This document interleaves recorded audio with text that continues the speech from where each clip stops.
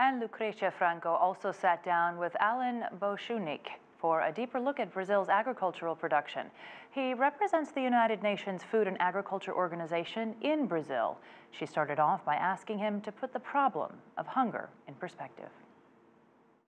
The FAO releases a report on that based on the accounts of each one of the different countries of the world. And the last number for last year, in fact, was 815 million people.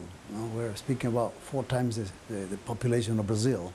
And the tendency is to increase at the time that the population also increases? Well, you know, it's difficult to say because in the last 20 years we have seen a huge decrease in hunger in the world.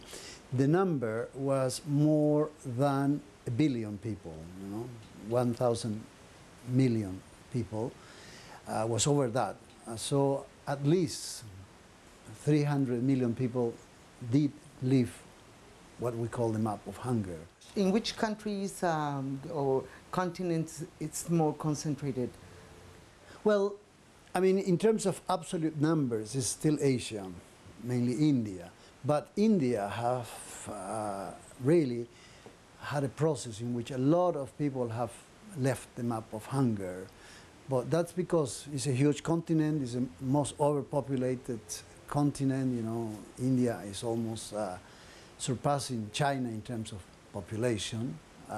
But in percentage terms, definitely Africa is the biggest continent with the larger numbers, because we're speaking of 20–25%, 1 out of 4 people is in that situation. What is the role of Brazil in fighting hunger in the world?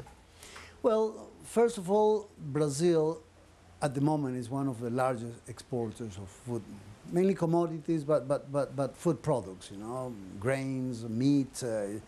In many cases, is the largest exporter of grains. For example, with soybeans, is surpassing the United States. And our projection is that for year 2027, definitely Brazil will surpass the United States in many other products, in terms of particularly grains and meat. And the thing is that Brazil has the space for that. Our estimation is that about 69 million hectares of new land will have to be incorporated to our production. And out of that, about 40 million could come from Brazil. Because, as I mentioned, you have 60 million hectares of degraded land. And those are areas that could be reutilized for that. And in addition to that, also the ability to produce 3 crops a year. What's arable for the FAO? Yeah, arable is land that could be used without a large environmental impact, because, I mean, we're totally against destroying biodiversity. If we have an alternative, like in these cases, is land that is already there that could be used, or producing 3 times a year. So these sort of options is that we have to look, rather than just increasing the agricultural frontier, which has environmental impact, which has effects on other sides, like increasing the emission of greenhouse gases. And Mr. Bojanic, what are the organization's concerns regarding environment issues? Mm-hmm.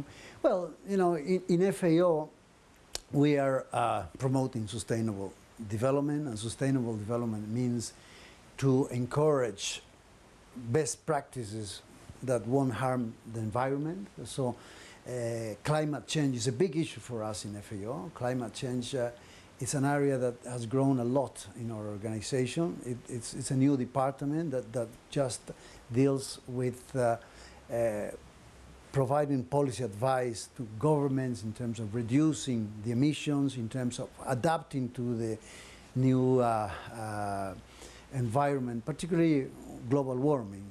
Global warming is affecting the world. It's one of the big limitants for feeding the world in the future, because definitely it's a threat climate change is a threat to production. And in FAO, we're working very hard to identify best practices, to promote best practices, and also to reduce the use of pesticides